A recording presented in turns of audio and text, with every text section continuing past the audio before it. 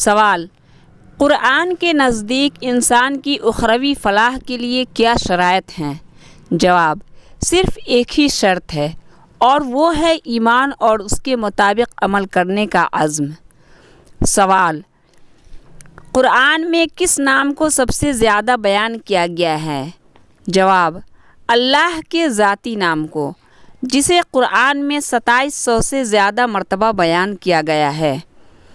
سوال: قرآن میں اللہ تعالیٰ کی کس صفت کا سب سے زیادہ تذکرہ کیا گیا ہے؟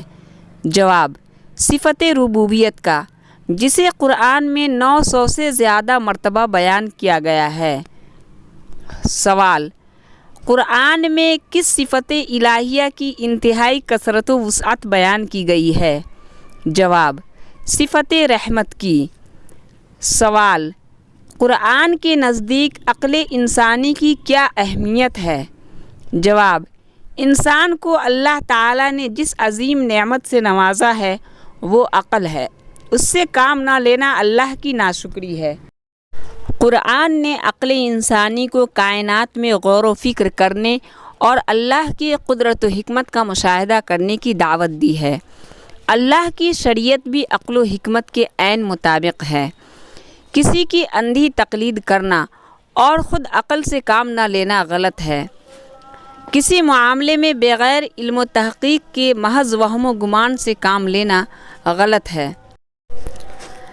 ہر انسان سے اس کی عقل کے عدم استعمال یا غلط استعمال کے بارے میں مواخذہ ہوگا۔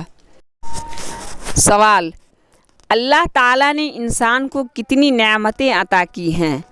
جواب: اللہ تعالیٰ نے انسان کو بے حد و حساب نعمتوں سے نوازا ہے۔ سوال: اللہ تعالیٰ کن لوگوں کو پسند کرتا ہے؟